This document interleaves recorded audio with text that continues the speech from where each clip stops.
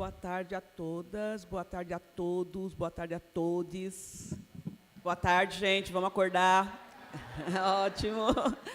Eu quero já deixar uma saudação especial para as mulheres negras presentes aqui no espaço, porque a gente somos sempre tão poucas, né?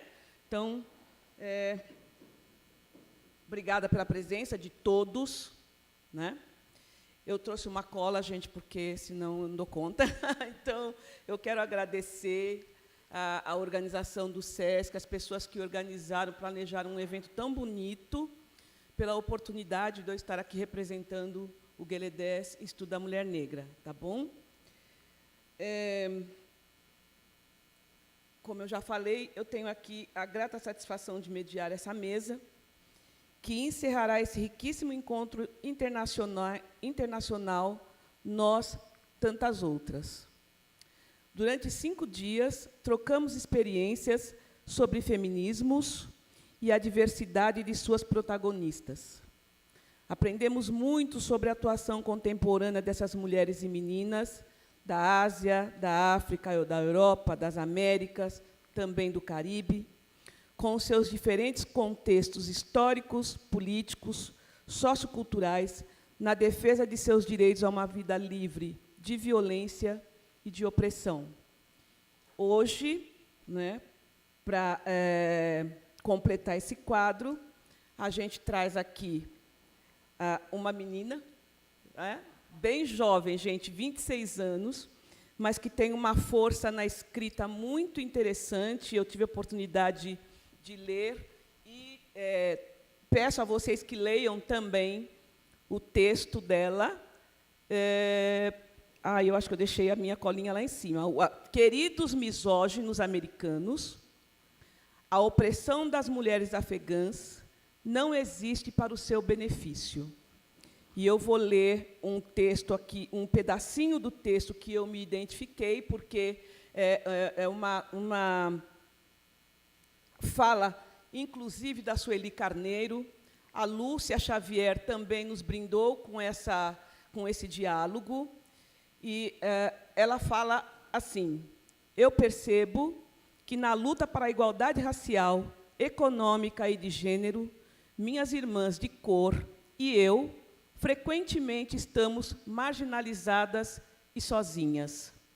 Essa é Noorjahan Akbar, escritora, ativista pelos direitos das mulheres, trabalhou em diversas organizações globais e afegãs, focando no empoderamento feminino e na luta pelo fim da violência de gênero.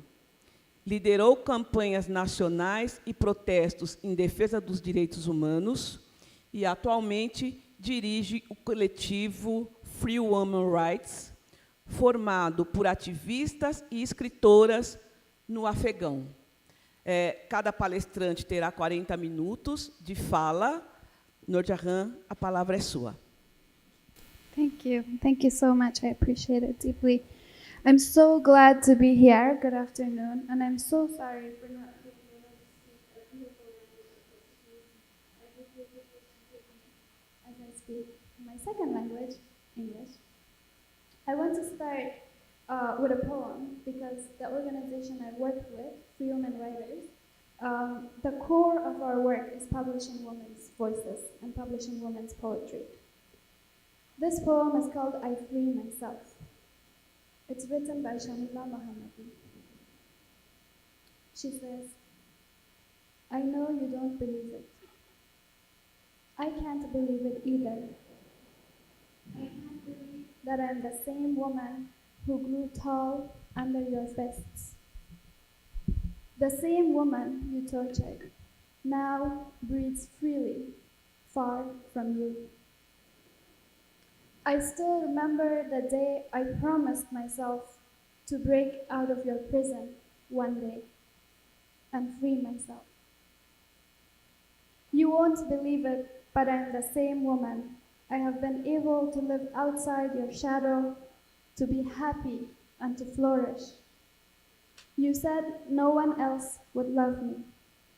You said no one would believe me. You said no one else would protect me. You said I wouldn't survive alone. But far from your heavy hands, I've given myself shelter. I have loved myself. I've believed myself. I've broken the barriers and the hurdles, and I have freed myself.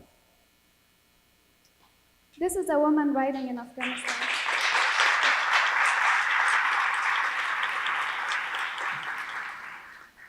This is a woman writing in Afghanistan today, but our literary history is rich and lengthy. In fact, 11 centuries ago, a woman named Rabia Balkhi wrote poetry. She happened to be of the upper class. In fact, she was a princess. And she fell in love with an enslaved person who worked in her court. In Balkh, Afghanistan, in the north of the country, where her family ruled, it wasn't okay for women to be in love. It wasn't okay for women to write. And even more so, it wasn't okay for rich upper class women to destroy societal class barriers and fall in love with someone they had enslaved, their family had enslaved. So Rabia's rebellion was in her poetry, which she wrote secretly. And when her poems were discovered and people and the court learned of her love, her brother, who was the king, had her killed. Her tale has repeated ever since in my country, but also in many other countries in our region. In 2001, another woman poet was killed in Afghanistan. Her name was Nadia Anjuman. She was also a woman writing secretly, especially under the Taliban. She was part of a secret literary group of women who wrote poetry, and many of her poems were specifically about the struggles of women. For example, she has a poem that says, I am not that weak a willow to tremble with any wind. I am an Afghan woman, and I will always raise my voice.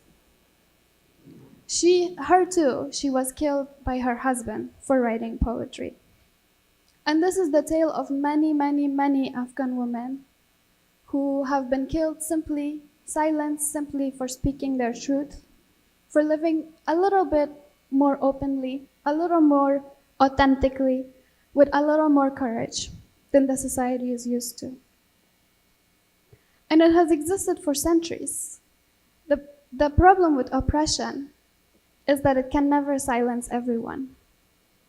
It's not sustainable. So even under the most oppressive governments, like we had, the Taliban, who closed girls' schools and prevented women from working and stopped TV stations from showing music, burned down musical instruments, tore down libraries. Even in that time, women were protesting using poetry and literature. There were secret circles, underground schools, many ways that women preserved the culture, the poetry, the art, and said no, because the only voices that they could share with the world was their art. The only voices that they knew would outlast oppression was their word and their poetry. In fact, I had the pleasure of traveling to the north of the country in 2008, way after the Taliban, and I had the chance to record some of women's songs and poetry. A naive girl from the capital city, I believed that most of the poetry would be about love. But when I interviewed women and I recorded their songs, and then I spent, some of you have done this work, the painful hours of transcribing what you have recorded, I learned that so much of the poetry was actually about injustice, was about forced marriages, early marriages, violence against women, and even the poetry that was about love was subservient, was a quiet, covert kind of protest against a culture that doesn't allow women to choose their own partners, to love freely, and to believe that a world without forced, arranged, or early marriages can exist.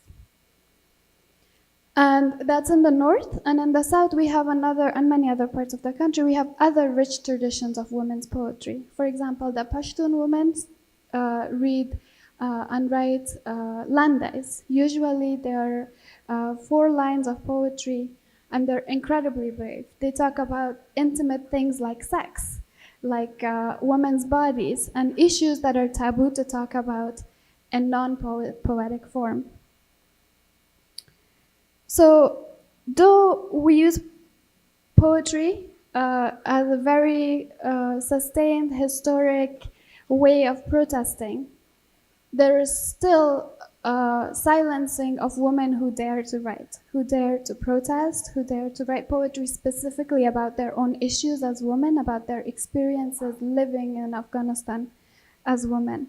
So, driven by the rich history, but also the continued oppression of women in Afghanistan, in 2013, I started a collective of women writers. The way we started working was very organic and coincidental. So I was walking down the street one day in Kabul. Kabul is a very crowded city of 5 million people in really small geographical space. And I saw that young kids were selling these books on the streets. And I opened one of the books, and I noticed that it had very radicalizing content. This specific book, I still remember to this day, was The 9 Kinds of Women Who Will Go to Hell. And there was a chapter for every kind. And I ticked every one of the boxes. It was like women who wear makeup, women who have loose hair, women who leave the house without their dad or their husband's permission. I was like, wow, I'm going to like the deepest of the circles of the hell. But I was really enraged because these books were less than $1. They were accessible all around the city.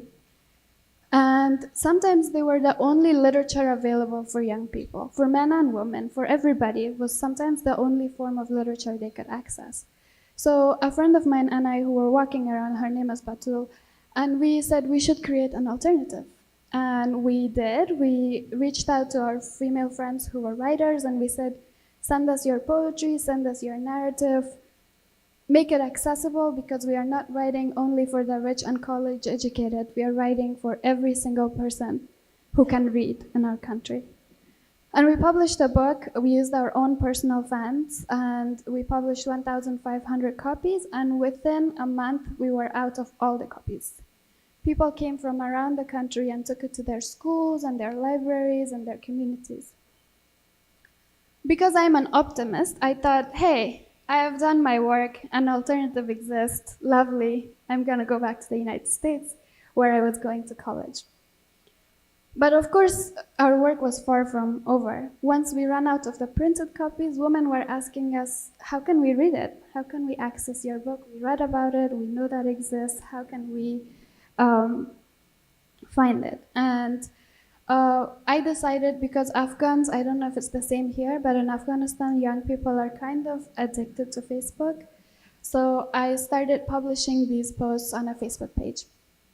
And somehow, some of the readers thought that that meant that they could send us their own poetry and their own writing. So then, completely coincidentally, it became a living platform where women share poetry and writings and talk to each other and comment and tell their stories. And a lot of women started writing to us about the issues that they were facing, about being abused at home, or about the violence that they have faced, harassment, sexual harassment, lack of safe spaces.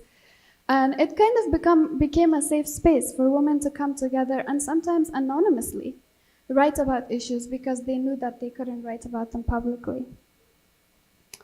So from that small idea, we created a model for activism that would integrate online activism with offline events, with gatherings in schools and universities, with art exhibitions, murals on the streets, using a variety of media to send the same message, and this one core message, that women are human beings and deserve the same rights and respect as any other person. In Afghanistan, this is kind of a revolutionary idea, because traditionally, People who have advocated for the rights of women have done it by saying women are the mothers, the sisters, the wives. So we should support women because of their relationship to men. We should support women and give them access to education because then when they're mothers, they can teach their daughters and sons to be better.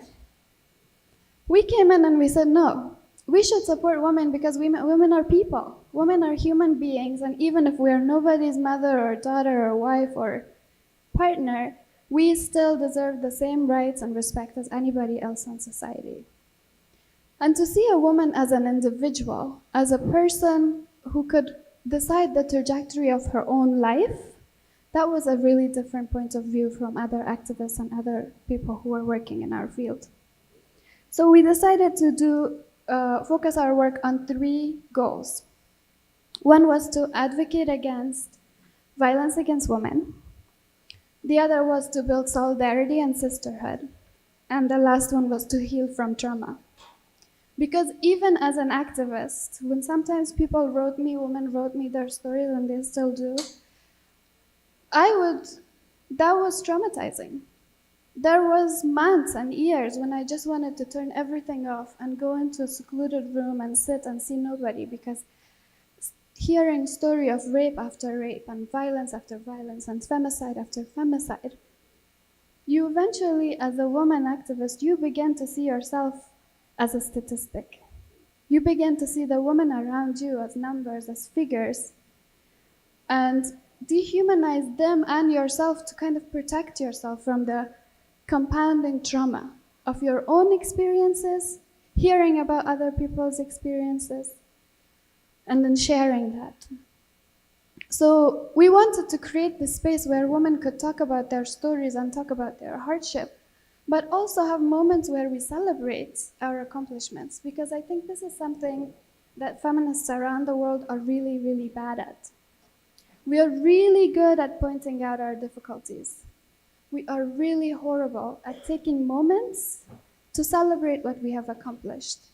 And if we don't do that, we burn out. We get exhausted. We keep focusing on the figures and the stats and the horrible things that are happening without acknowledging the small glimpses of hope and rays of sunlight that are coming through. And eventually, we just run out of steam. So we wanted to create a place where we could talk about our trauma, but we could also talk about our happiness, where we could talk about our trauma, but we could also celebrate a woman singer, or a woman photographer, or a woman filmmaker, women who are doing arts, women who are doing healing work, women who are painting on the streets. And this was key to me because 3 years ago, we also started a scholarship program to support one woman at a time to go through college. And in Afghanistan, private universities are quite expensive, and public universities are extremely hard to get into. You do an entrance exam of every single subject, so even if you're going to be an artist, you have to know about math and science and biology and chemistry and physics and geography and history, and you will be tested on it. And you don't even get to choose your area of study if you go to public schools. So we wanted to provide the opportunity for one woman at a time, because we are a volunteer group, we don't have a lot of money, to go through college, university. And a lot of women applied to this program. But one of the women who applied, her name is Farouzan, and she sent her application letter in and had this cover letter. And she wrote these words that I will never forget. She said, "Afghan women today are not the Afghan women of my mother's generation. We will take our rights, even if we have to grasp it from the mouths of the lions." I found that to be incredibly courageous, and then I learned about her own story. So she is a survivor of violence. She has 2 kids. She has fought for the custody of her kids in a country where custody automatically goes to the father. She has experienced sexual harassment on the streets like most Afghan women. She has experienced harassment and violence at home from her in-laws. And despite all that, here's this woman talking about how she's going to fight even more. If it were me, I would be like, I'm done. I did my fight. Thank you very much. Time for vacation. But here she was fighting so that her daughters would never have to do that, would never have to face that kind of violence. And she specifically talked about how being part of our collective, writing about her experience, telling her story, helped her heal, helped her find new language to describe her life, new language to describe her progress and her struggle, and use that language, use that poetry, use that literature to slowly mend the wounds that were created by the violence that she faced before.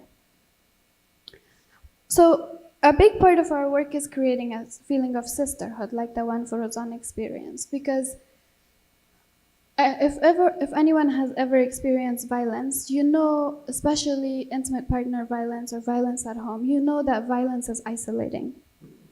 What it does to you is it makes you feel like it was your fault, that you're alone, nobody's gonna believe you.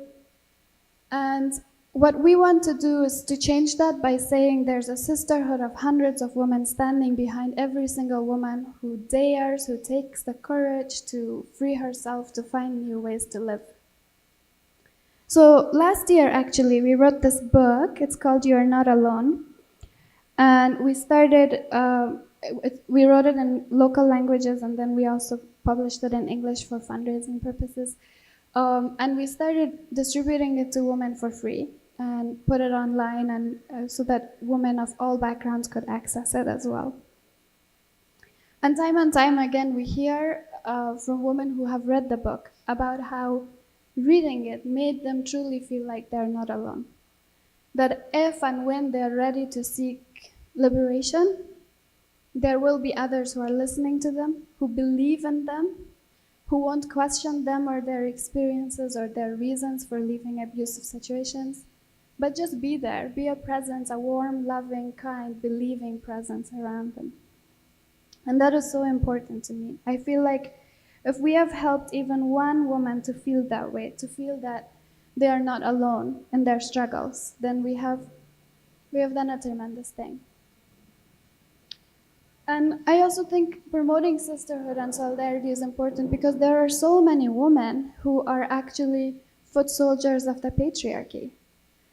There are so many women who harm other women. There are so many women who become weapons in the hands of misogyny to suppress other women. So in order for women to have a sense of identity and to feel safe, we really need to create spaces where women can even talk to each other in an open, plain, non-censored way, and we are working to create that. On that, I want to read this short poem from one of our writers. Her name is Zahra. She says, "I'm the daughter of that woman who taught me to not attribute my courage to masculinity. She taught me that if another woman needed help, I should run, not walk to help her." And then the last part of our work is focusing on advocacy against violence. And that includes the book, but it also includes connecting women to help. If women write us online and tell us they're facing problems, we find legal help for them. We work with other organizations that are working on violence against women to make sure our laws are constantly being pushed to be the best version that they can be, that our system is held accountable, that our justice system sees women as worthy of rights. Because in Afghanistan, we have a rule of law issue, whereas we have really, really wonderful laws that live only within the papers, and then when the time comes to implement it to support and protect women, suddenly it's as if the laws disappear. So we work on advocating for implementing those laws and making sure that if women take this tremendous step to go to the courts and demand their rights, that somebody will meet them there and respect them and help them. And we also advocate against issues like street harassment and gender violence in universities and in schools, which is a really big problem.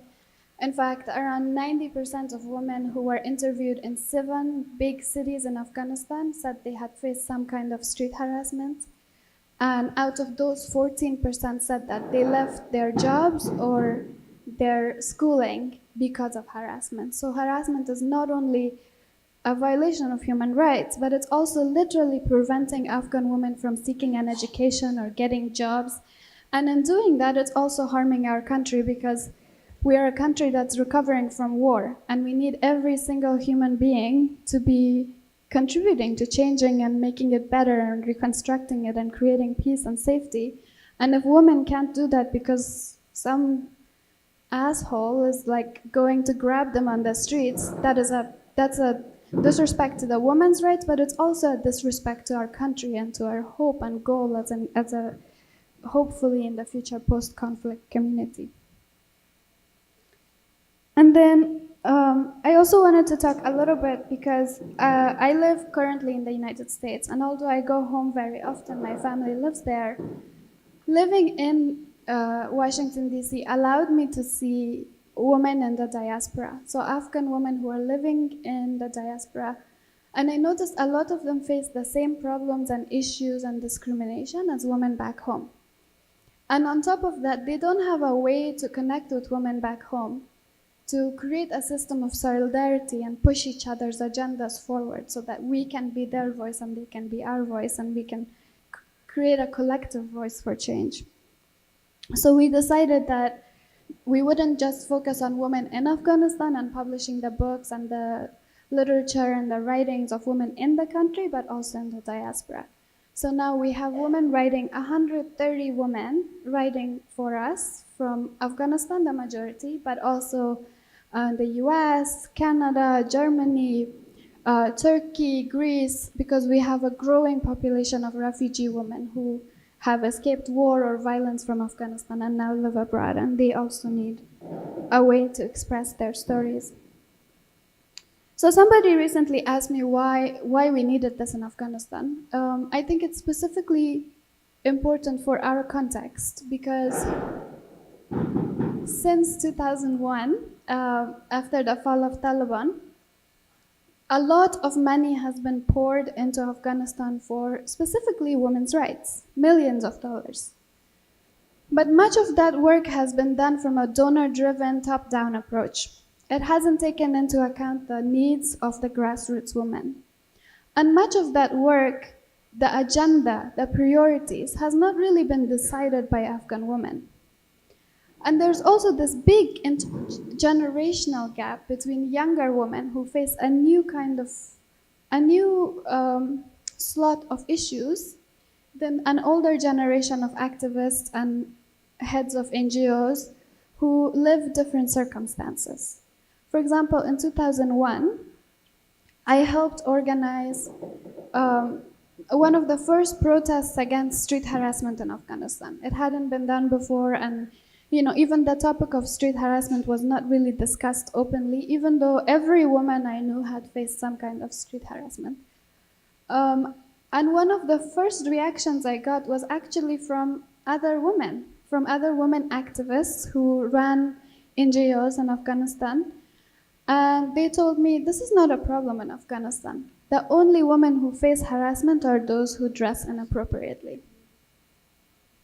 And I remember having this conversation specifically with one activist, and I said, ma'am, you say that because you're 50 plus, you have an armored car, you are wealthy, and you have a different set of issues from a 19-year-old who's impoverished, who doesn't have a car, who has to walk these streets, who takes the bus, who's harassed when she tries to get a taxi. Your life is not the same as mine. As a wealthy woman, surely you have issues. You could be fighting over custody, you could be fighting for a higher wage, inequality in the workplace, but your issues are not the same as the vast majority of Afghan women who are impoverished. The vast majority of us are under the age of 30. We face a new way of harassment online. Our images are manipulated into pornography. People harass us through the phone, people harass us on the internet, people have smear campaigns against young feminists. Your struggle and my struggle is not always identical. So it was important for me to create a movement that wasn't really driven by Western funders like the State Department or the US Embassy, like many of the work in Afghanistan is, and also not driven by establishment activists who had been around for a while and were not really in touch with impoverished communities. And I also wanted to create a movement that was driven for women and by women, because I really believe that, yes, we should talk to men, we should converse with men, but in a country like Afghanistan, where even the majority of women think violence against women is acceptable, the work starts within ourselves. The work starts with me acknowledging my own humanity, my own authentic self, living my own best life, and sharing that with other women. So another question I often get is, how can people help us? How can people help Afghan women? In general, I have a problem with this concept of help. I think a lot of the work in Afghanistan has been around helping Afghan women. And I think the best way to help any woman is solidarity. Afghan women don't need saving. We don't need American white women coming in teaching us how to be free. We need to be listened to. We have been writing this poetry and talking about these issues since the 9th century. Just because people in the US doesn't know about it, it doesn't mean we don't know anything. Our history did not start with the invasion in 2001. Our movements for our liberation did not start with US funding. We have a grassroots voice that had existed way before me or any of us. So I want us to think about how we can build networks of solidarity, how we can build networks that are not hierarchical, but linear and circular and collaborative. And I also want us to think a little bit about how we need justice, not necessarily charity. I think you can donate to women's works. I will love it if you donate to our work, because we're a collective, we're volunteer. But it should be a form of justice. It shouldn't be a form of charity. I think the way we think about charity always creates these power dynamics. But if we think of it as enforcing justice, as restorative justice for communities, countries that have been torn apart by wars, by imperialistic powers, then it has a different meaning. Then it has a different impact than just giving. And I also think it's important to create this network of support, international global feminism, because violence against women is not an Afghanistan problem. People often, the first thing people say to me is like, oh, I know Afghan women are so oppressed. Oh, I know everyone wears burqas. No, not everyone wears burqas. But also, this kind of violence exists around the world. In Afghanistan, 87% of women have faced verbal or physical or sexualized violence. But around the world, 1 in 3 women have faced only physical and sexualized violence. So, and it harms women, but it harms our collective human spirit. I think the problem with violence against women and framing it as a woman's issue is that really it's not a woman's issue. It's an issue with toxic masculinity, and it's an issue with lack of trust within communities. Because when violence against women is as pervasive as it is in our world, you can't really have authentic, real relationships. You can't have authentic, real love. When a woman walks down the street fearful, yes, that robs her of her safety, but it also robs all the men on that street from their full humanity. So I think having a more universal, a more globalist, a more equal approach to ending violence against women will do every one of us some good. So what I want to ask of you today is to be our sisters in this fight. And to not necessarily raise our voices, but to create platforms like CIS has created so that we can tell our own stories, because Afghan women are more than capable of telling our own stories. We don't need anyone to be our voice. We just want someone to pass us the microphone and those in power to listen to us. Thank you.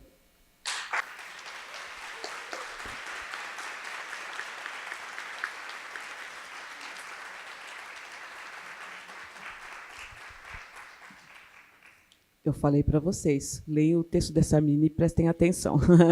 Eu acho que a exposição dela só vem corroborar o que já tem sido dito nesses 5 dias, a força, né, das meninas, né, das jovens no ativismo, no enfrentamento à violência contra a mulher, contra a opressão. É muito bacana. Bom, para continuar a nossa conversa, eu tenho aqui a Maria Carolina Ferracini, é advogada, doutora em sociologia, é especialista na transversalização da igualdade de gênero, especialmente no contexto de grandes projetos de desenvolvimento. Trabalhou para o Centro Internacional de Formação da Organização Internacional do Trabalho, no Programa das Nações Unidas para o Desenvolvimento da Somália, é isso? No Banco de Desenvolvimento do Caribe e Secretaria de Direitos Humanos. E ela também lidera a área de enfrentamento à violência contra mulheres e meninas da ONU? Da ONU Mulheres. A palavra é sua. Obrigada. Dá para ouvir? Eu vou esperar um minutinho aqui a apresentação. Muito obrigada por essa oportunidade. É sempre um grande desafio vir representar a Nadine Gassmann, né, representante da ONU Mulheres no Brasil. Especialmente nessa época do ano, a gente está no meio dos 16 dias de ativismo pelo fim da violência contra as mulheres. É uma campanha global que a ONU adere há muitos anos, dentro de uma campanha do secretário-geral da ONU, que é a campanha Una-se pelo fim da violência contra as mulheres. E aqui no Brasil, essa campanha tem 21, não 16 dias. Ela começa no dia 20 de novembro, que é o Dia da Consciência Negra, e acaba no dia 10 de dezembro, que é o Dia Internacional dos Direitos Humanos. Então, mais do que em outros períodos, a gente conversa sobre violências de gênero, violência contra as meninas, contra as mulheres, em vários contextos e vários tipos de violência. Então, agradeço o SESC pela oportunidade, e as minhas companheiras aqui na mesa por esse espaço. Bom, pensei que o objetivo poderia ser explorar esse fenômeno da violência com alguns dados e à luz da agenda internacional, da agenda global de desenvolvimento sustentável e de como essa agenda global é uma plataforma para se implementar os direitos humanos. Tá? Então, a gente volta para uma fala um pouquinho mais institucional, um pouquinho mais... a gente precisa, às vezes, falar dos dados e tentando continuar dando uma alma para esses dados ao longo da fala. Tá? Bom, esse é o nosso secretário-geral. A fala dele esse ano foi a seguinte: somente quando metade da nossa população, representada por mulheres e meninas, puder viver livre de violência e medo e segurança cotidiana, poderemos realmente dizer que vivemos num mundo igualitário.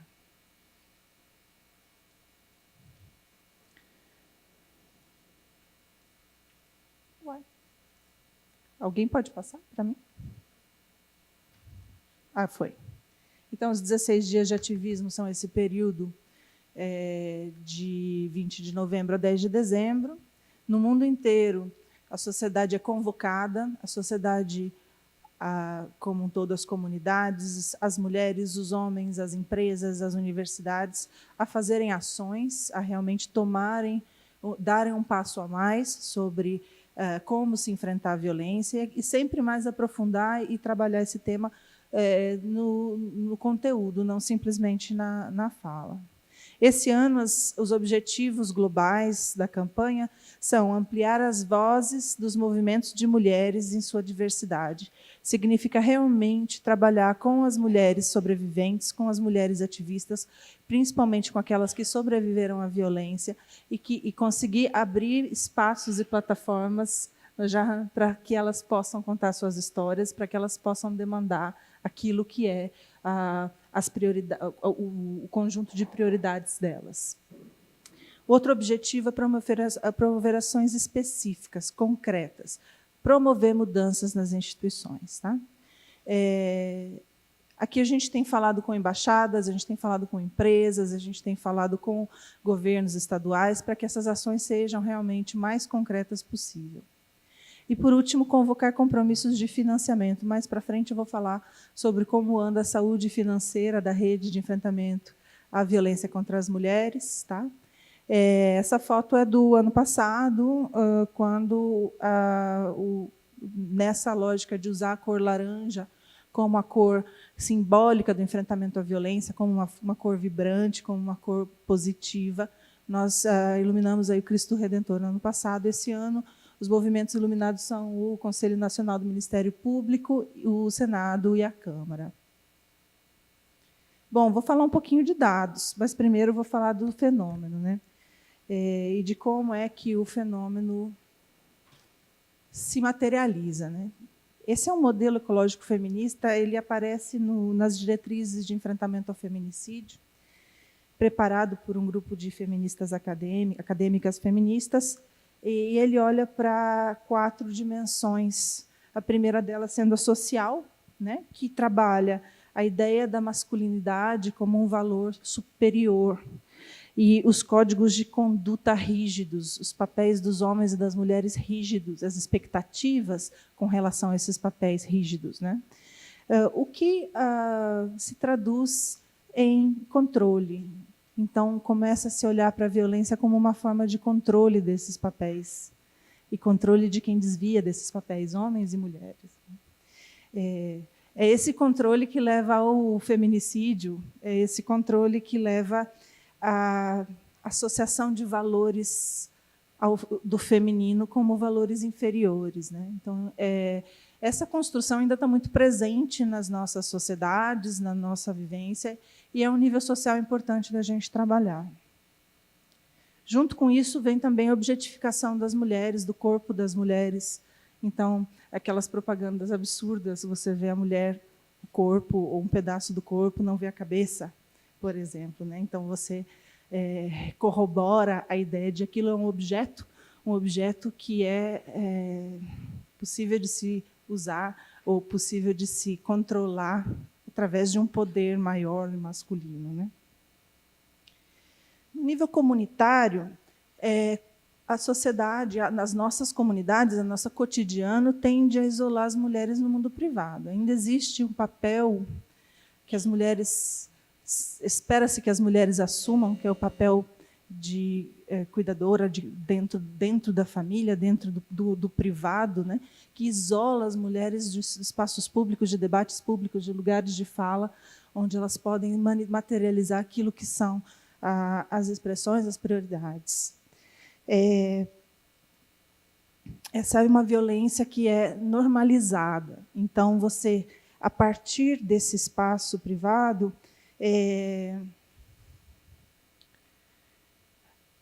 sofre um poder masculino mais forte que é externo, né? Aqui que se normaliza, por exemplo, um estupro no casamento, o estupro de mulheres lésbicas, às vezes, que chamam-se, né, de estupros corretivos.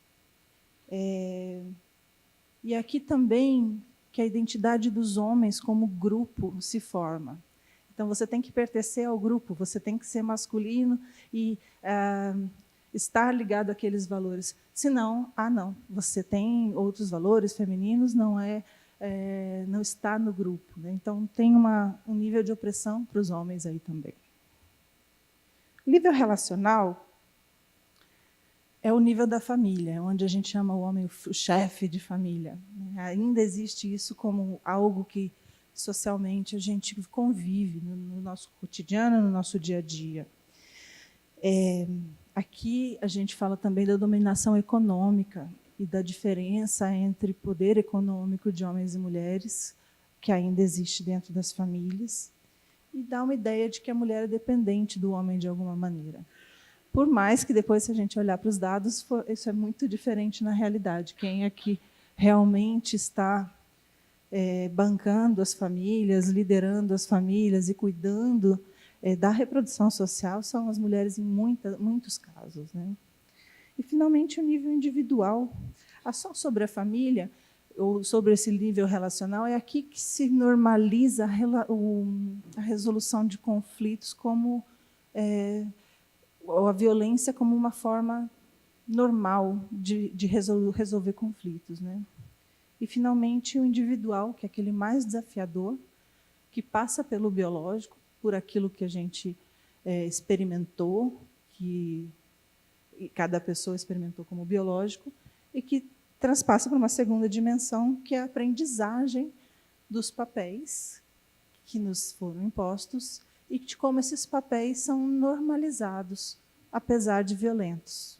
Muitas vezes eles são violentos e a gente não percebe que eles são violentos, a gente não percebe a relação violenta. Então, aqui é um pequeno passo a passo de como é que a gente constrói e normaliza as violências, né? E como é que a gente sai disso a partir de reconhecê-las, né? Eu vou falar um pouquinho de dados, de como isso se traduz hoje na nossa sociedade. Os dados que eu tenho aqui de feminicídio, ou de homicídios, mortes violentas de mulheres, são de 2015. De 2015 foram 4.621 assassinatos violentos, assassinatos de mulheres, né? A taxa é de 4,5 mortes por 100 mil mulheres. E entre as mulheres indígenas, essa taxa é de 7,3. Então, existe aí um aumento, né, na taxa para as mulheres indígenas. Até 2015, na década de 5 a 15, houve um aumento de 22% nas mortes violentas de mulheres negras, enquanto que houve uma diminuição de 7,4% nas mortes de mulheres não negras.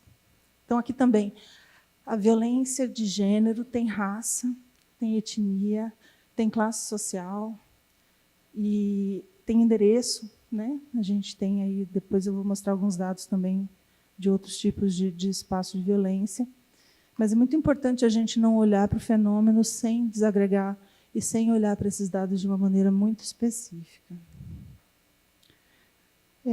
Esses dados são desse ano, são publicados esse ano de 2016. Foram denunciados na polícia 49.500 estupros.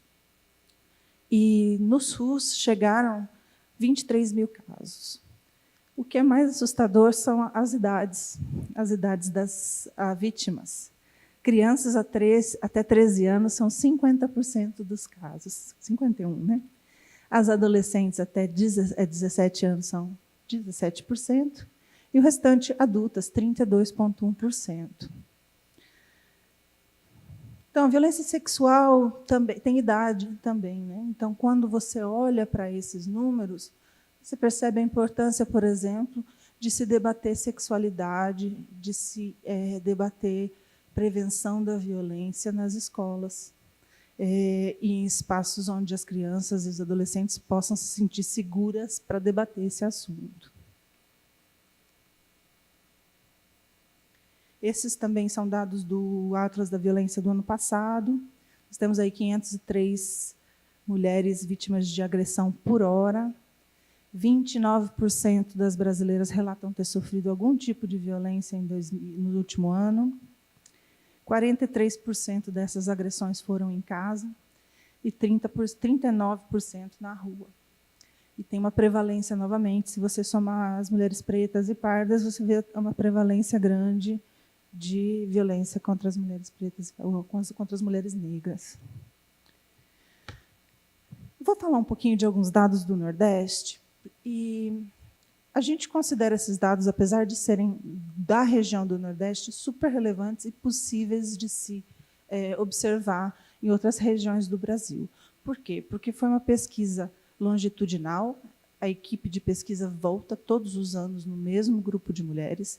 É uma amostra muito grande, são 10 mil mulheres entrevistadas todos os anos, em 9 capitais do Nordeste. Então, nós acreditamos que esses fenômenos e esses dados que aparecem aqui podem ser muito parecidos no restante do Brasil. A gente tem uma prevalência ao longo da vida que corrobora aqueles 27% de violência emocional, 17% física e 7% de violência sexual. E os dos últimos 12 meses corroboram aqueles 29% que eu mostrei antes, né? 11% de violência emocional, física 5% e sexual 2%. E aqui a gente começa a olhar também para o impacto econômico da violência. São alguns dados, essa pesquisa tem mais dados, eu selecionei alguns. O mais escandaloso é o valor do salário hora para mulheres que sofreram e que não sofreram violência, com recorte de raça. Então, se uma mulher do Nordeste sofre violência, a média do salário dela é para quem não for negra, R$ 8,00 e uma mulher negra, R$ 7,00. Se ela não sofre violência e ela for branca, ela vai ter um salário de R$ 11,42. A violência também tem um impacto no tempo que as mulheres ficam no mesmo emprego, que é 21% menor para quem sofre violência, e no salário, que é 10% menor para quem sofre violência. E 23% das mulheres que foram vítimas de violência desistiram ou recusaram uma proposta de trabalho no último ano. Esse é um dado um pouco polêmico, vou explicar ele, depois eu explico por quê. Os pesquisadores têm chamado de transmissão intergeracional da violência. Através dele, você observa que 4 a cada 10 mulheres que sofrem violência hoje presenciaram violência quando eram crianças. E 4 a cada 10 homens que presenciaram violência na infância também perpetuam a violência na idade adulta. Existe uma maioria de mais mulheres negras do que brancas souberam de violência quando eram crianças. E aqui entra uma questão delicada, né? Como é que a gente usa esse dado sem julgar as mulheres, sem apontar o dedo e dizer, espera aí, mas olha só, você devia sair desse ciclo porque você está prejudicando a nova geração. Atenção, não é para se usar esse dado dessa maneira. A gente precisa olhar para esse dado como algo que, aparentemente, as estatísticas estão corroborando, mas nunca, de maneira nenhuma, usar isso contra as mulheres que estão num ciclo de violência. E é muito importante sempre, vou falar agora, espero lembrar de falar de novo, que a gente não julgue as mulheres que ainda estão vivendo um ciclo de violência, que a gente esteja pronta para acolher aquela mulher com as escolhas dela na hora que ela estiver pronta. Tá? Então, só fazer essa ressalva. Eu estou mostrando o dado, mas temos que trabalhar ele com muito cuidado. Os jovens também estão cada vez mais vulneráveis à violência. A gente tem... Esses índices aumentaram de 59 para 63. Ali eu estou com os dados de 2015, mas em 2016 foram 63 mil assassinatos. Não atualizei, peço perdão, mas, enfim, deles, 54% eram jovens e 71% negros. E também aqui a violência de rua, a violência de crime organizado também tem gênero, né? A maioria absoluta de assassinatos é de homens, 92% do sexo masculino. Então, a violência que mata as mulheres é muito diferente da violência que mata os homens, né? A violência que mata mulheres tem a ver com aquele gráfico, o modelo ecológico. A violência que mata os homens é de outra natureza. Não quer dizer que não tenham relações, né? Não quer dizer que a masculinidade tóxica não influencie a entrada dos homens nesses ciclos. Mas existe aí outros fenômenos, que não é o caso de a gente falar tanto hoje, mas fenômenos de violência institucional, de racismo estrutural, que precisam ser trabalhados e se fazer emergir. Mesmo assim, o risco, mesmo a gente tendo uma dimensão de gênero forte para as mortes das mulheres, ainda assim existe uma questão forte de racismo estrutural.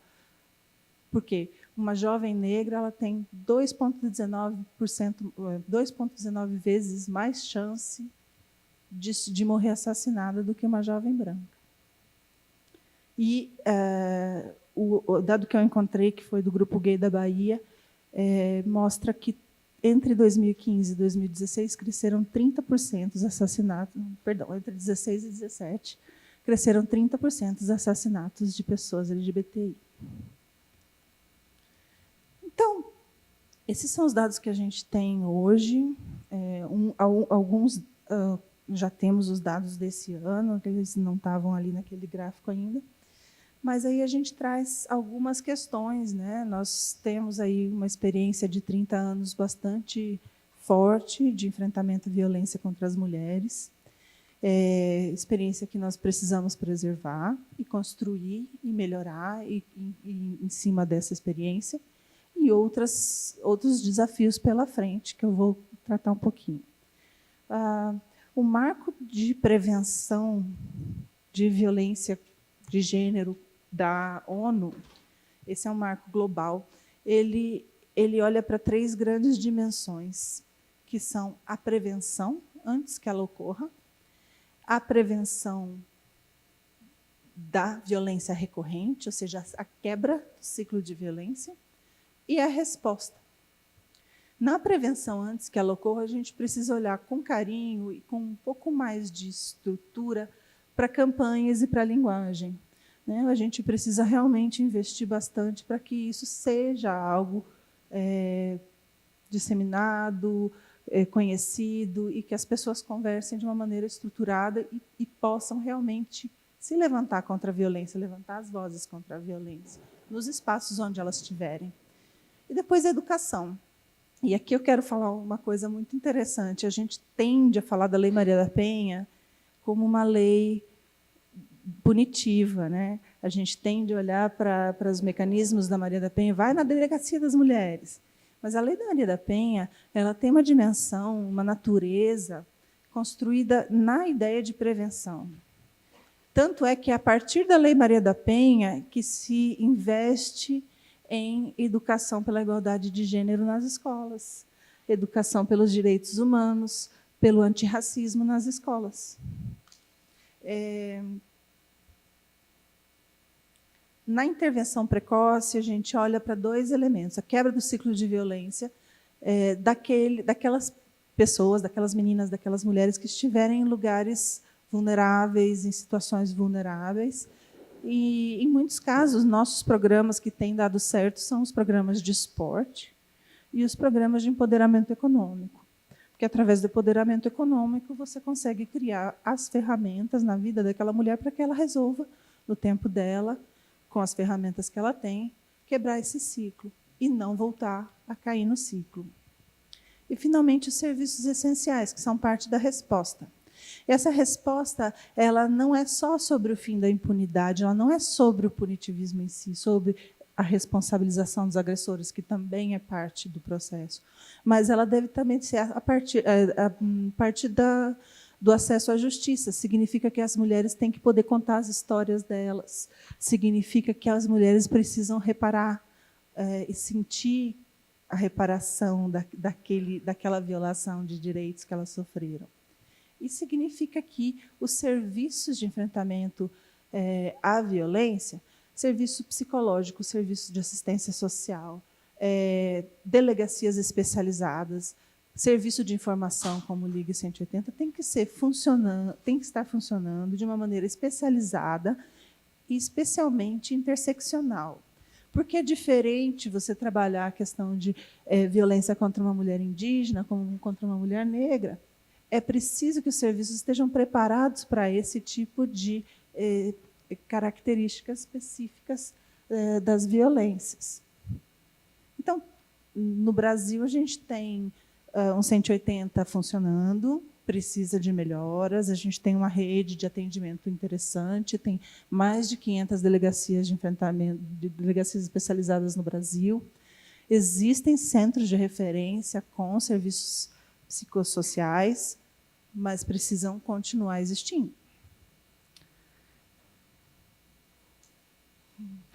E aí eu passo para o porquê de eu estar falando isso.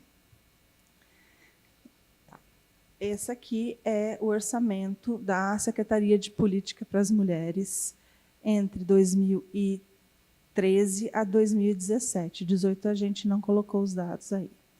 São elas que gerenciam o Ligue 180. O orçamento do Ligue 180, por exemplo, sai daí. Da Casa da Mulher Brasileira também sai daí. E a gente tem uma diminuição de desinvestimento na ordem, eu nem sei em percentual qual que é essa ordem, mas a gente tinha, em 2014, 158 milhões de orçamento. Em 2017, nós tivemos 5,5 milhões. Então, junto com esse desinvestimento, nós tivemos um boom aí de feminicídios, um boom de casos de violência extrema. E nós precisamos trabalhar isso de uma maneira muito séria e muito estruturada, antes que essas mortes aumentem mais ainda. Tá? E aí, para nós, a plataforma que nos permite continuar dialogando com todos os interlocutores e continuar trabalhando a questão do enfrentamento à violência é a Agenda 2030 para o Desenvolvimento Sustentável, que são os Objetivos de Desenvolvimento Sustentável. Entre eles, essa é uma agenda global, é uma agenda que muitos dos países do mundo aderiram, o Brasil aderiu, e tem metas muito específicas. Entre as metas, existe a eliminação da violência contra mulheres, lá no objetivo 5, que é pela igualdade de gênero. E nós voltamos para a fala do secretário-geral lá no começo, que dizia que não dá para a gente fazer mais nada, a gente não pode ter uma sociedade justa enquanto metade da população estiver vulnerável à violência. Como a gente vai implementar os direitos? Isso aqui é uma plataforma política para implementar direitos humanos. Como que a gente implementa direitos se a gente não tiver um trabalho sério de enfrentamento da violência? Como é que metade da população mundial vai gozar desses direitos em pé de igualdade? Então, é a partir dessa plataforma dos Objetivos de Desenvolvimento Sustentável que nós trabalhamos em diálogo com os diversos atores na sociedade, os governos, a sociedade civil, as empresas, e esse é um compromisso global, é um compromisso que nós precisamos render conta para a comunidade internacional. Tá? Então, é um ponto de entrada muito interessante para a gente poder trabalhar. Deixa eu ver se tiver mais algum.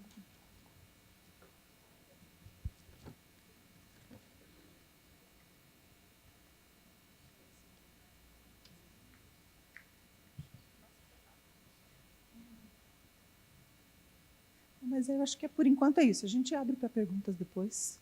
Eu acho que eu vou parar agora, e aí fica mais tempo para perguntas, para o debate, se for o caso. Tá bom? Obrigada.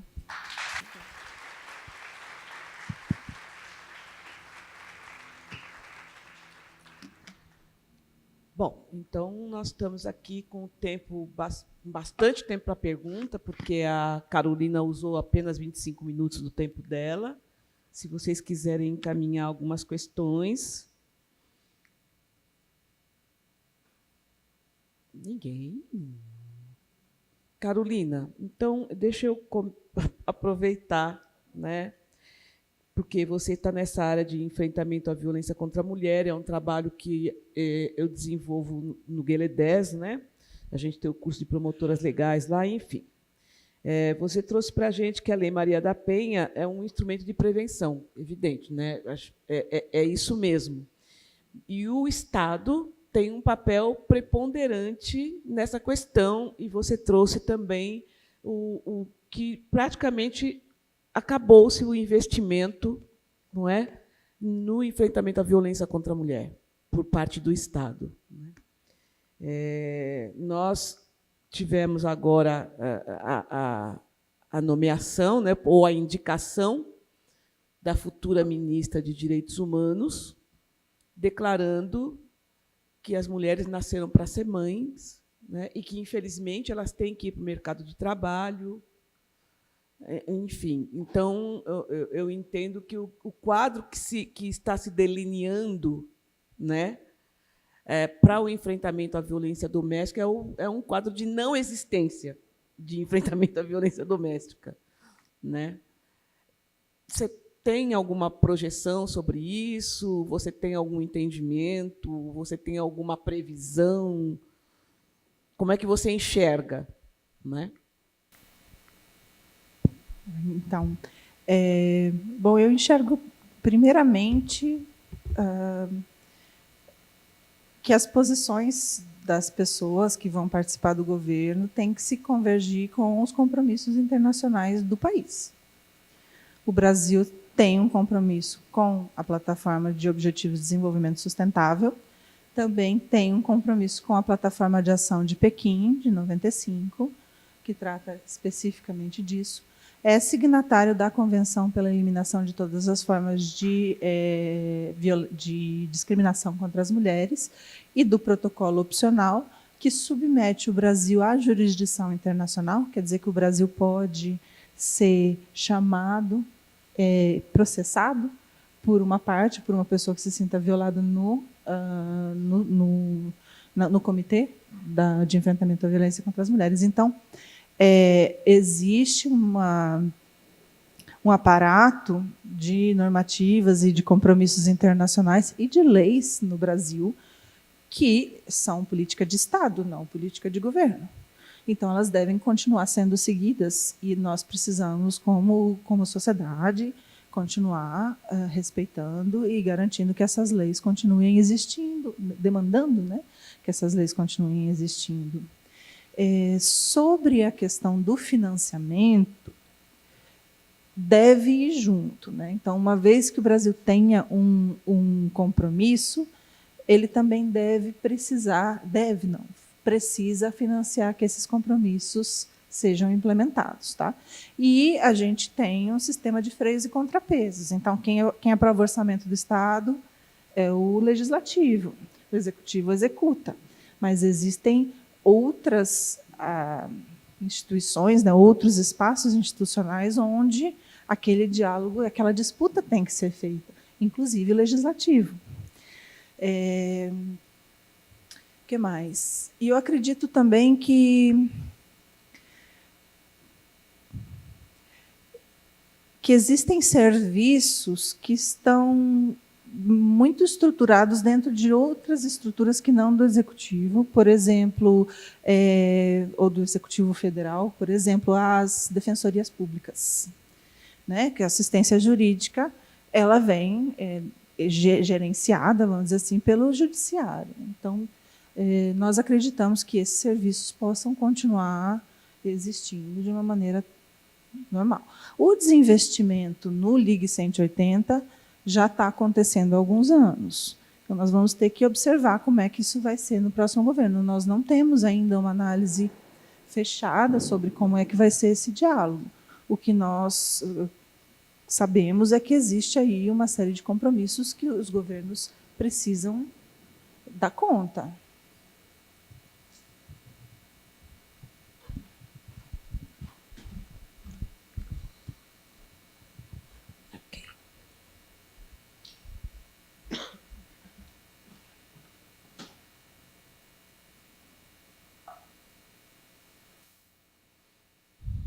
Tá.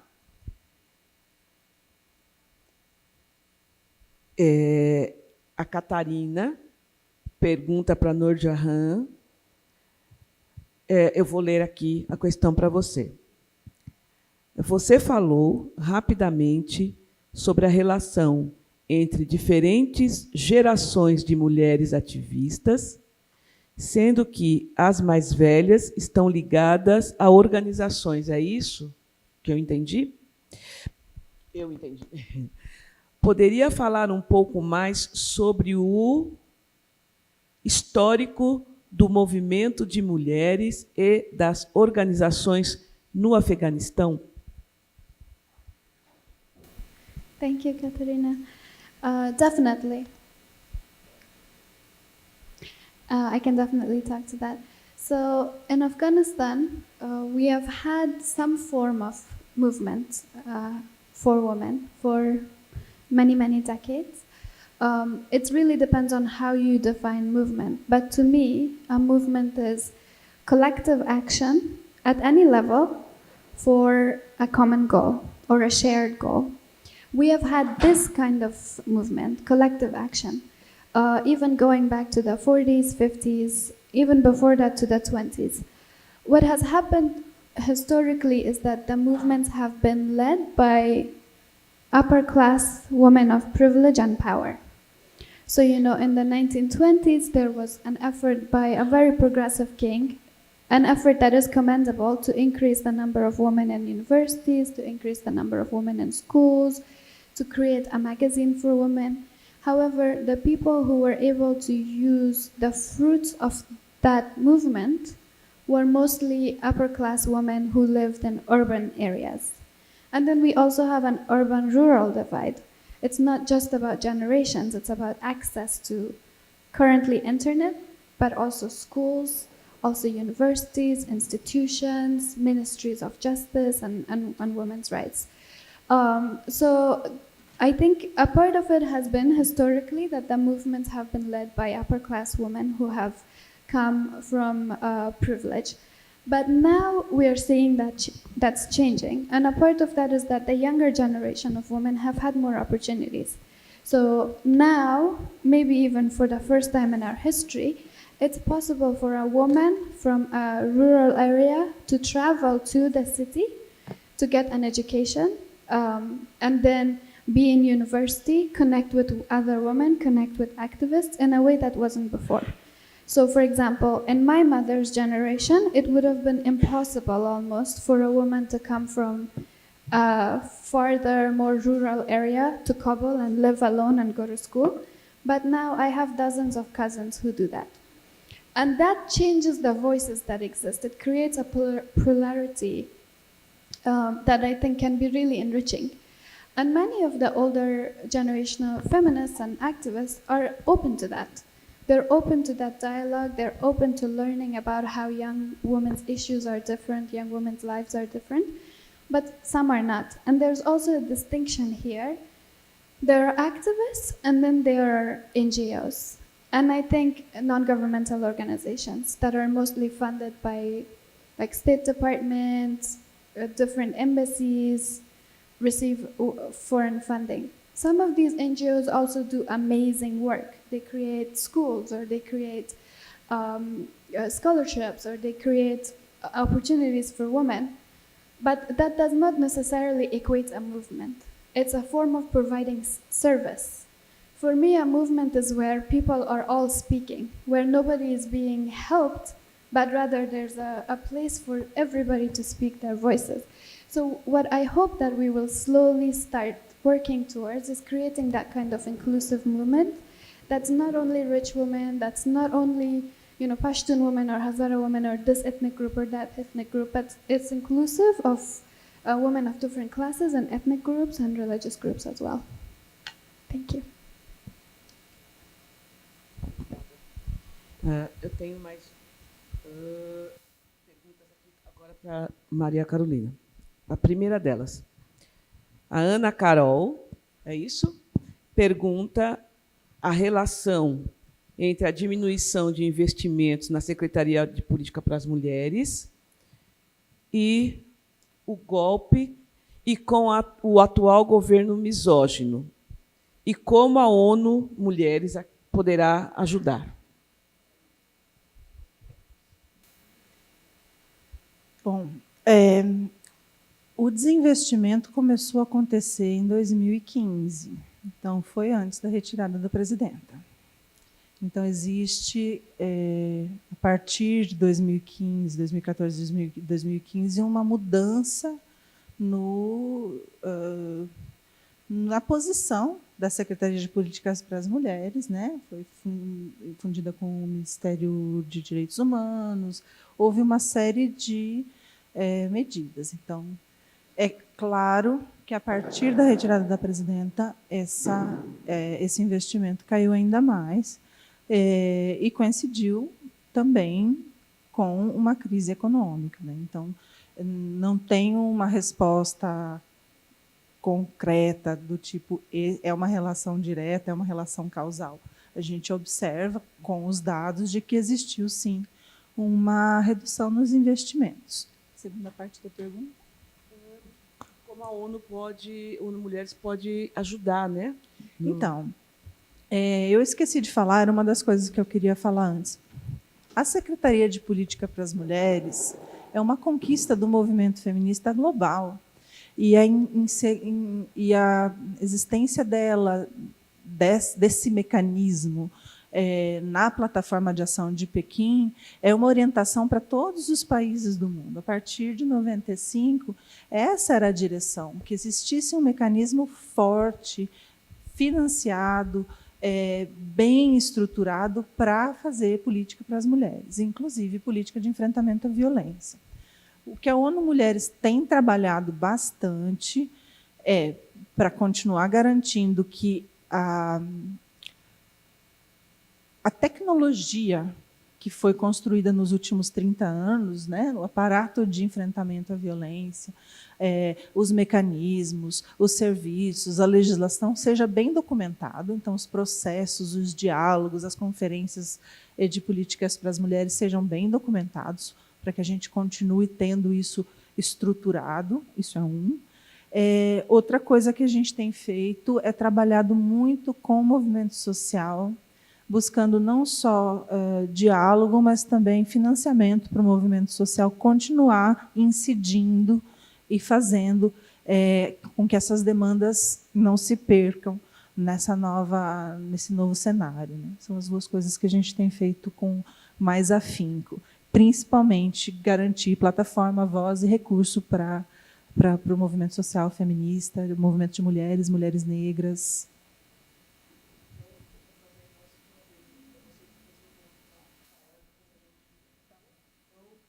Ira está perguntando: você falou sobre a questão de a violência contra a mulher e o machismo ser um problema de masculinidades. A ONU Mulheres tem propostas que contemplem o debate sobre a construção das masculinidades no Brasil e no mundo? Então, temos sim. Nós temos um currículo para o ensino médio que se chama O Valente Não é Violento. Ele está hoje sendo implementado nos estados da Bahia e do Rio Grande do Norte.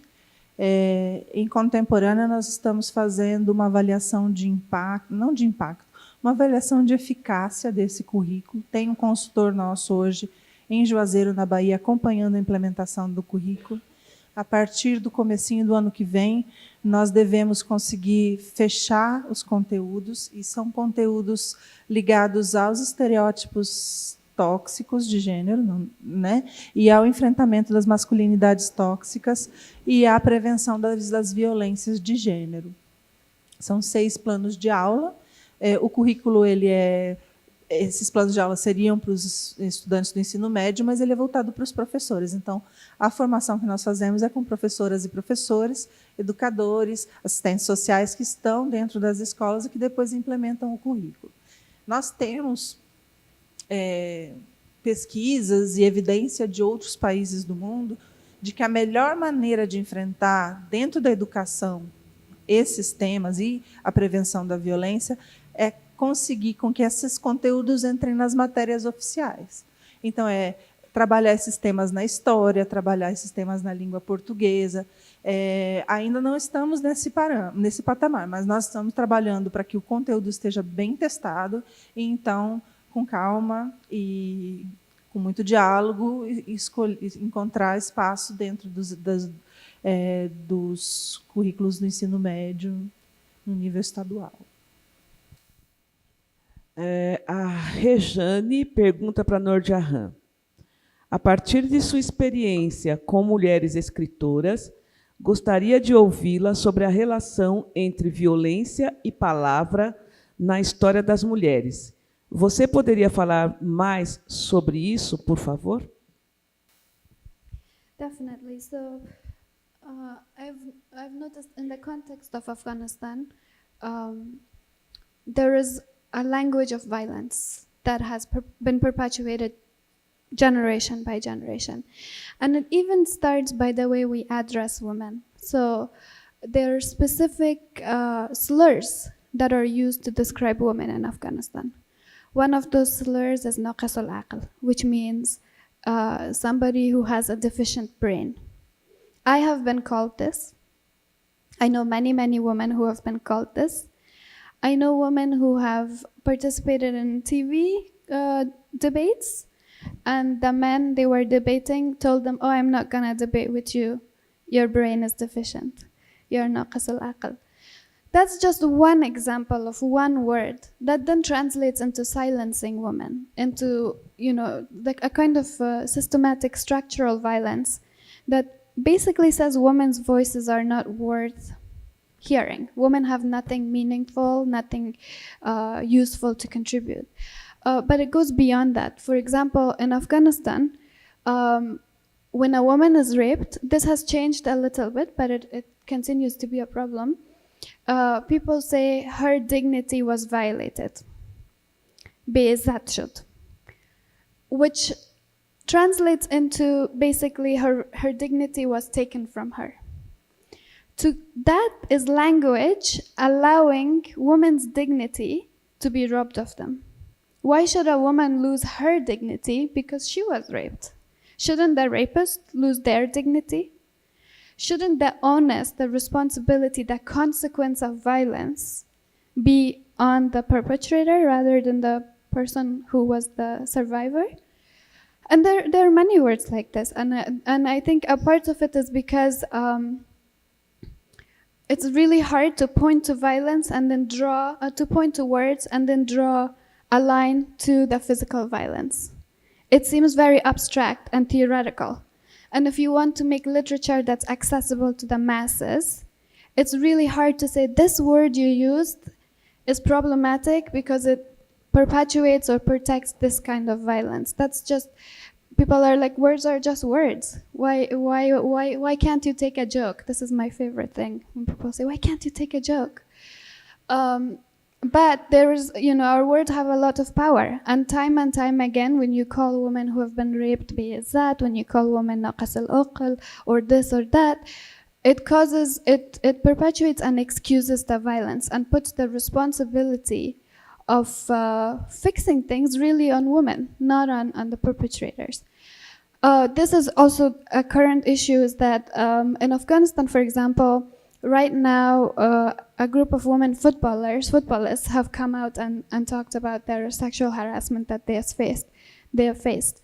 Because our language around sexual harassment and abuse is inherently blames the victim because of words like be'ezzat, many women don't want to come and tell their stories because the way that their stories will be described in the media and in the press is going to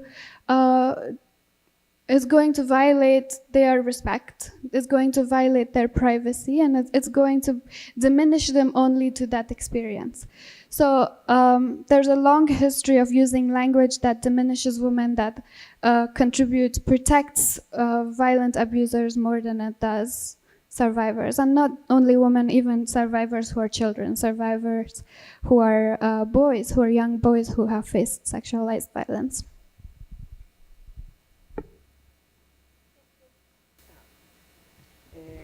Passar outra questão aqui para a Nurjahan, porque aí ela responde, e se ela quiser, ela já pode procurar uma leitura que pediram para ela. Você tem sugestões de como dialogar com as diferenças? Tem alguma outra poesia de alguma de suas irmãs que você queira ler para nós? Então, enquanto você vai pensando... Thank you. Thanks, Maria. Well, what was the first question? Do you have any suggestions? Se você tem sugestões de como dialogar com as diferenças. So one thing that I do is when I enter a room, I think about my own privileges, the opportunities I have had that other people haven't had, and I try not to occupy more space than I should.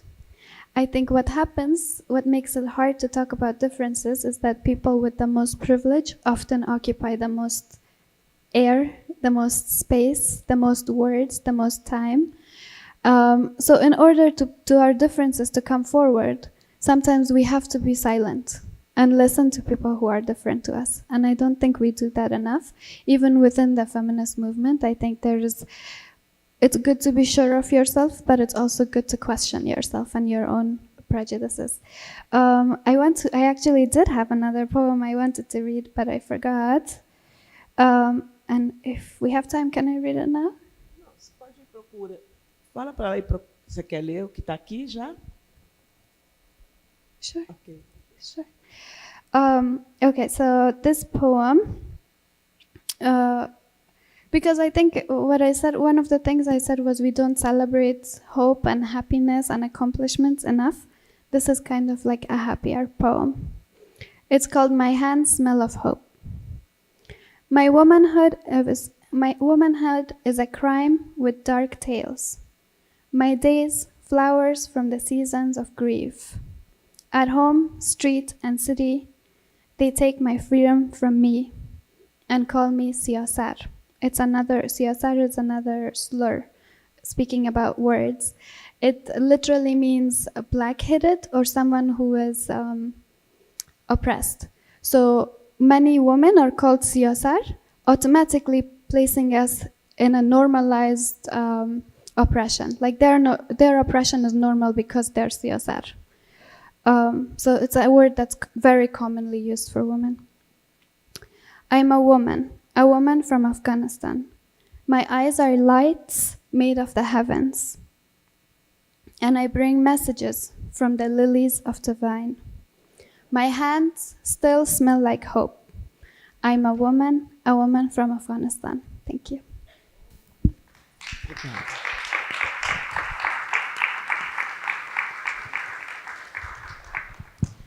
Bem, o Mauro pergunta para Maria Carolina: no caso de mulheres que se sujeitam às propagandas que as submetem ao papel de objeto, deveríamos boicotar a tal da cerveja que desce redondo? Não tem nenhum motivo para rir. Bom, Mauro, eu não tenho uma resposta só. Na verdade, tem vários níveis disso, né? Nós, enquanto cidadãos, nós escolhemos boicotar ou não empresas que não estão de acordo com os nossos valores. A mulher que se sujeita a uma propaganda desse tipo, ela fez uma escolha, que eu também acho que é necessário respeitar enquanto mulher, respeitar a escolha de outras mulheres, né? Apesar da gente não querer objetificar as mulheres. Não tem uma resposta certa, olha, ela está errada, ela está certa. Isso aí faz parte de entrar ou não na cultura de mainstream, né? Essa é a cultura de mainstream, uma cultura de estupro, uma cultura de objetificação das mulheres. Então, sim, nós podemos escolher, enquanto cidadãos, não comer carne, não tomar aquela cerveja, não comprar de uma certa marca. Eu acho isso válido e é uma escolha política e uma escolha que os cidadãos informados têm que fazer. Mas nós não vamos apontar o dedo e julgar outra mulher, em nenhuma circunstância.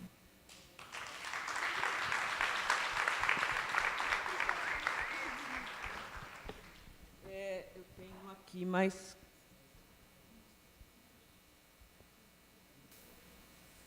Gente, agora veio um monte aqui. A Alexia pergunta para Maria Carolina: olá, boa tarde, Carolina. Gostaria de saber um pouco mais sobre a proteção da mulher. Eu acredito que é carcerária. É mulher encarcerada? Isso, encarcerada. Como está a situação delas no contexto atual? Bom, esse é um dos temas, eu não sei se eu cheguei a falar violência institucional na minha fala, mas é um dos grandes temas de violência institucional e racista do Brasil. A maioria das mulheres encarceradas é negra.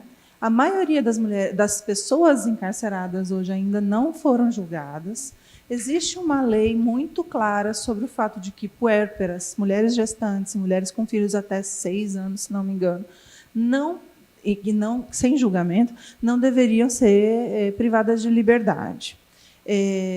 Isso posto, recentemente, nesse ano, um coletivo de advogadas entrou com habeas corpus no Supremo Tribunal Federal, um habeas corpus coletivo que liberou, mandou para casa, cerca de 8 ou 9 mil mulheres que estavam nessa situação. Tá?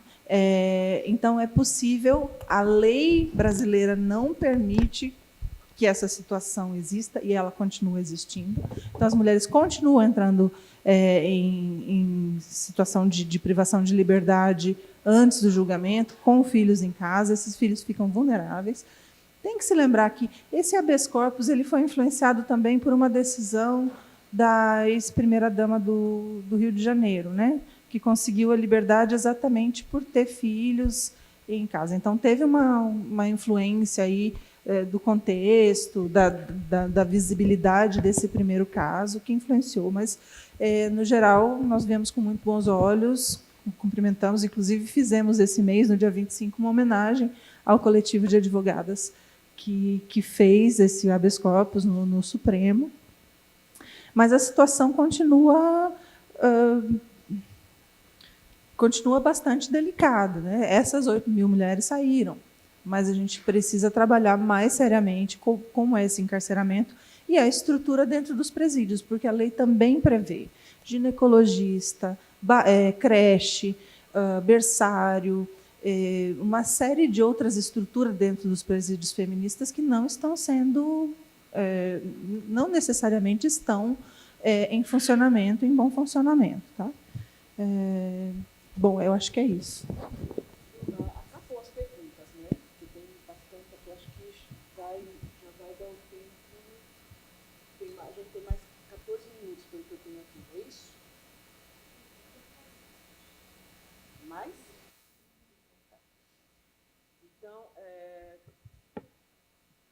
eu vou fazer 2 perguntas aqui para a Nurjahan, depois eu volto para Ana Carolina, para Maria Carolina, perdão. A Cecília pergunta para a Nurjahan: poderia falar sobre a relação entre a guerra contra o terror, a islamofobia e a violência contra as mulheres no Oriente Médio ou Afeganistão? Tudo bem? Thank you, Maria. Thank you, Cecilia. So Afghanistan is not technically in the Middle East. And this is good to point out because most people think it is, and there's a reason for that. There is this global campaign that all evil and all terror comes from the Middle East. So Afghanistan must be part of it. So that's a flawed narrative that has been put out there by the media. So in terms of the fight against terrorism in Afghanistan, Afghanistan is not only fighting against terrorism, it's actually fighting also against a criminal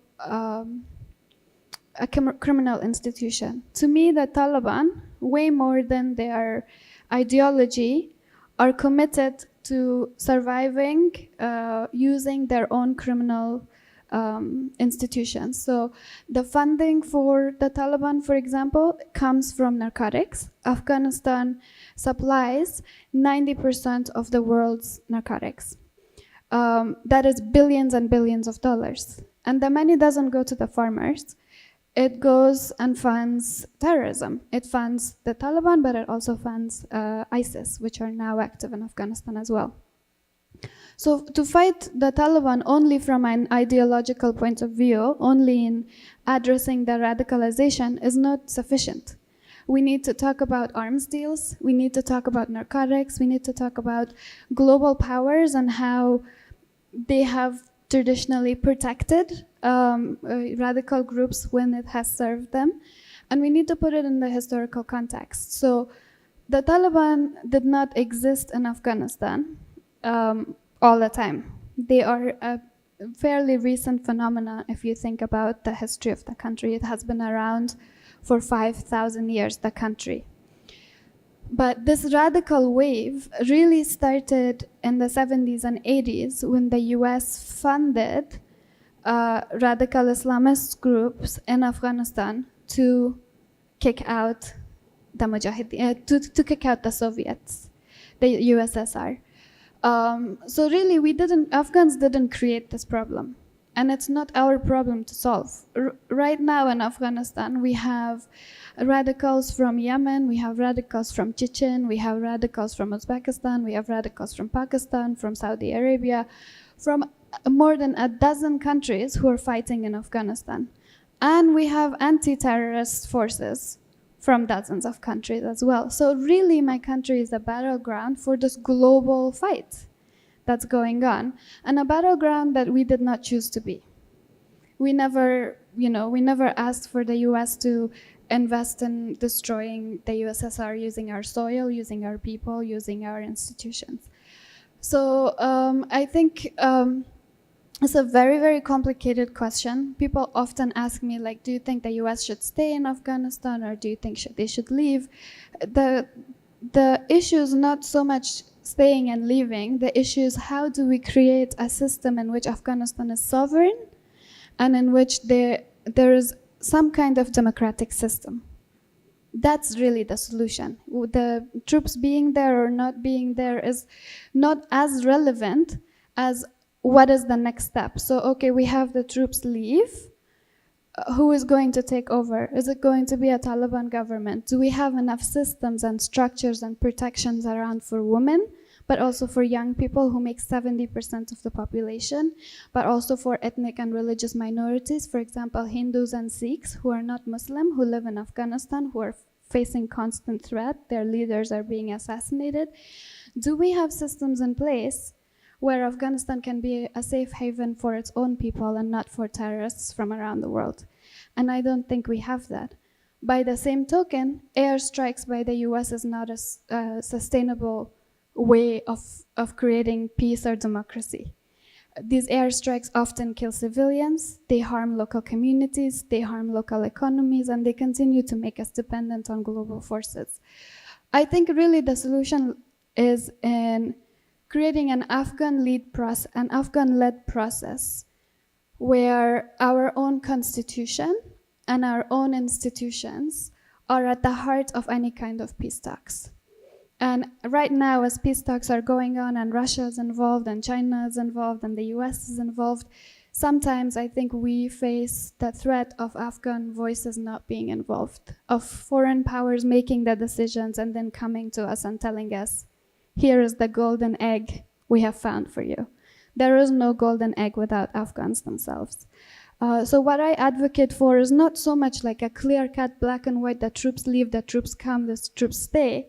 It's about a much more holistic process where Afghans lead change and progress, and our constitution, which does respect equal rights for women and men and all ethnic groups, is at the heart of every conversation. Thank you.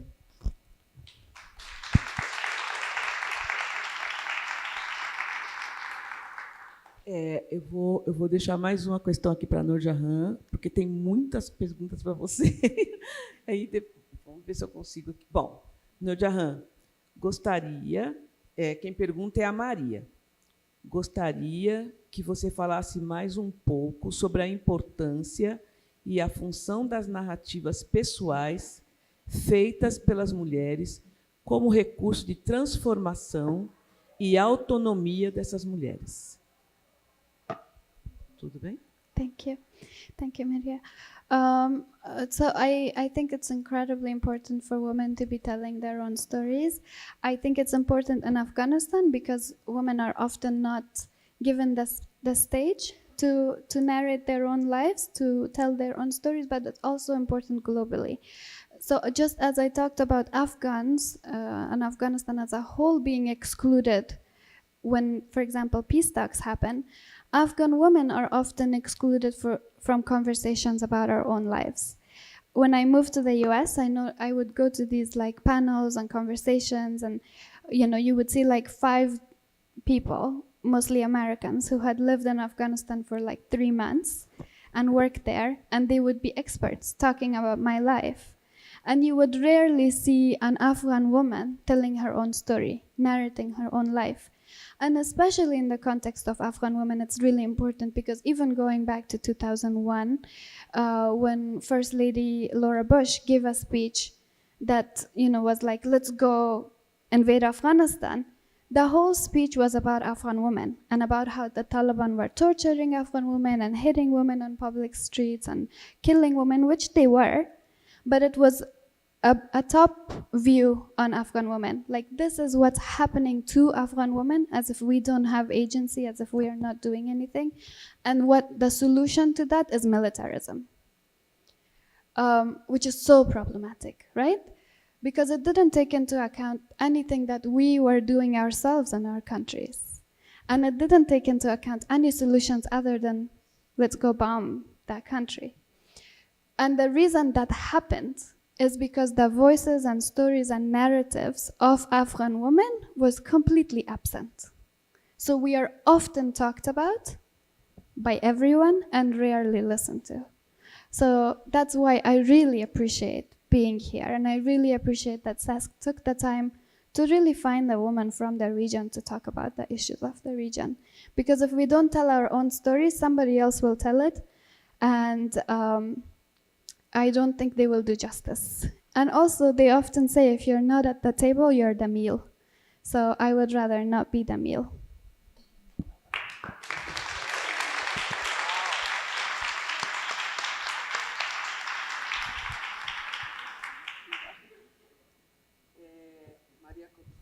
Carolina, eu tenho 3 questões aqui que eu acho que elas se complementam. Então, a Jamile está perguntando: essa prevenção da violência através da educação pode ser atrapalhada ou impedida pela escola sem partido? A Ruth pergunta: como promover a igualdade de gênero em um governo que se posiciona de forma a reforçar as discriminações e violências contra LGBT, mulheres e pessoas negras? Como lidar com escola sem partido? E a outra, que não tem o nome da pessoa que perguntou, está perguntando qual a representatividade das mulheres negras e trans na ONU Mulheres Brasil.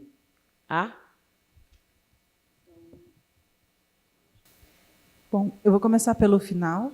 Nós temos, não somos 50-50, mas nós temos um 30-40% de mulheres negras na ONU Mulheres Brasil, e uma das 2 gerentes é negra. Não temos nenhuma mulher trans na ONU Mulheres Brasil, mas temos umas 2 ou 3 mulheres trans na ONU como estrutura de sistema, principalmente no Escritório de Direitos Humanos. Enfim, nós temos algumas pessoas, ainda não são maioria, nem 50%. Tá? Escola sem partido ainda não é lei. Para começar, a gente tem que continuar trabalhando daqui para frente, a gente tem que continuar olhando para uma visão de mundo que vai continuar enfrentando e reduzindo as desigualdades. Ainda não é lei, a gente tem trabalhado com o movimento social, a gente tem trabalhado com o diálogo, inclusive temos perguntado para as pessoas, as cidadãs e cidadãos, o que acham da igualdade de gênero. E eu tinha esquecido de falar, eu achei excelente que voltou esse tema, porque eu tinha um dado aqui que eu esqueci de falar antes, que a pesquisa que nós fizemos antes da eleição, foi publicada em setembro, é uma parceria do IBOP com a ONU Mulheres, que eu vou dar 3 dados para vocês. 90% das cidadãs e dos cidadãos atribuem máxima importância à ampliação da rede de atendimento a mulheres vítimas de violência. Isso significa apoio psicológico, assessoria jurídica, delegacias especializadas. 90% das pessoas brasileiras acreditam que isso é importante. 70% concorda que só há democracia de fato com a presença das mulheres nos espaços de tomada de decisão. E 84% reconhecem a importância do ensino dos direitos humanos e dos direitos das mulheres e políticas de educação e cultura. Então, qualquer governo que seja eleito, e isso é o trabalho que as Nações Unidas trabalham com o governo que está. Né? Então, qualquer governo que seja eleito precisa responder aos anseios da população. Esses são os anseios da população. Essa pesquisa é desse ano, de setembro. Tá? Então, nós vamos continuar trabalhando com esses dados, nós vamos continuar debatendo esses dados sempre que nós tivermos oportunidade, e na lógica sempre de não haver retrocesso naquilo que são as conquistas de direitos humanos para todas e todas as pessoas, todos e todas. Então, eu vou fazer aqui a última pergunta, E aí vocês já podem ir para as considerações finais, tá? Para a gente encerrar a nossa mesa de hoje. E eu vou passar 2 questões que ficou para cada uma, e aí a gente faz um petit comité lá fora já, tá? Pode deixar. A Preta Rara pergunta para Maria Carolina: a ONU Mulher tem algum projeto para a proteção de ativistas sociais que são ameaçadas diariamente? Por favor. Sim, nós estamos começando. Nós notamos, nos últimos tempos, uma criminalização de defensoras de direitos humanos, uma criminalização de feministas, mulheres defensoras de direitos das mulheres. Então, nós começamos a trabalhar, a partir disso, com o apoio do nosso escritório regional, e temos aqui, para o fim desse ano, ainda dentro dos 16 dias de ativismo, um encontro de advogadas feministas para desenvolver uma estratégia de proteção no âmbito do litigioso. E também vamos continuar trabalhando com treinamento e estratégia com os movimentos sociais todo o primeiro semestre de 2019. A ideia é que a gente tenha uma estratégia um pouquinho mais estruturada e desenvolvida pelo movimento, não pela ONU Mulheres. A ONU Mulheres oferece a plataforma, oferece o espaço para o diálogo, a partir do primeiro semestre de 2019. Noor Jahan, quer fazer as suas considerações finais? Thank you so much. Thank you, Sisk, for organizing this, DB Production for taking care of everything. Really nice to be on this panel with the 2 amazing Marias. Thank you for your good work. I just want to end by saying that what gives me hope is that there is a even younger generation of feminists that's growing around the world.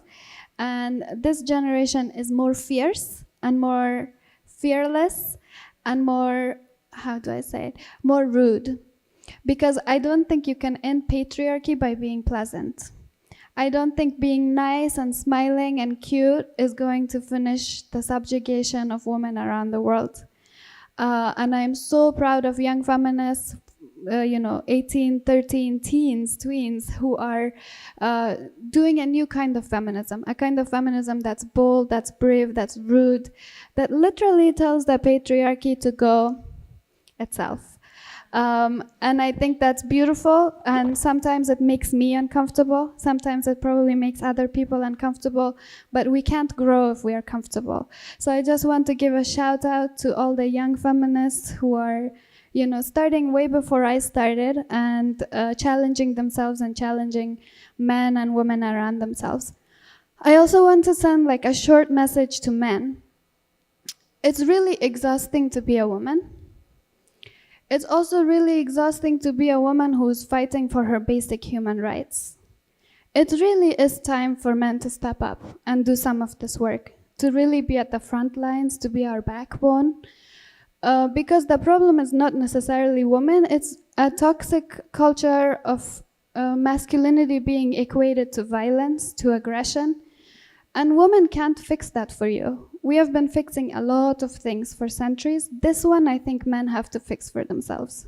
They have to redefine themselves, they have to redefine masculinity, and be our allies in this fight, because it's hard to live as a woman, to face danger, to be threatened, to walk around the world with fear, and then be fighting all the time, and then finance that fight, and then help other women fight. I think it's time we give the amazing women here and all the women in our lives a tiny little break and be their backbone and be their support and be their voice and their ally, because really the way to change this is to change how men view themselves in this world. And it's not necessarily that women need to become more like men, it's that men need to become more like us. So let's start that work. Thank you.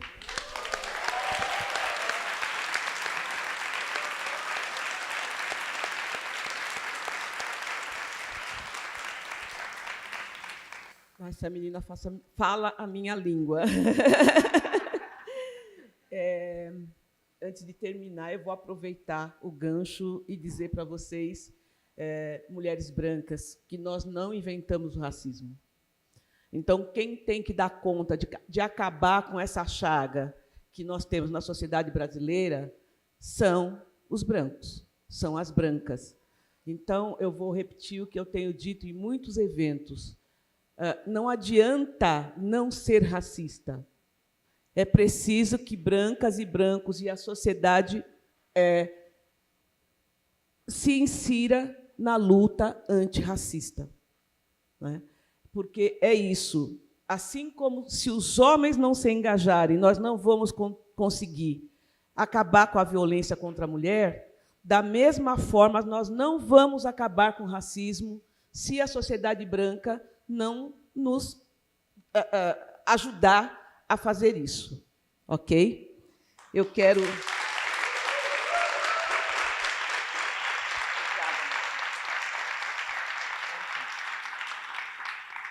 Eu quero agradecer imensamente a oportunidade do SESC de permitir, me dar a oportunidade de estar aqui, dividir esses 5 dias com essas palestrantes, essas mulheres tão maravilhosas. Eu não vou citar o nome de todas elas, porque seria até injusto.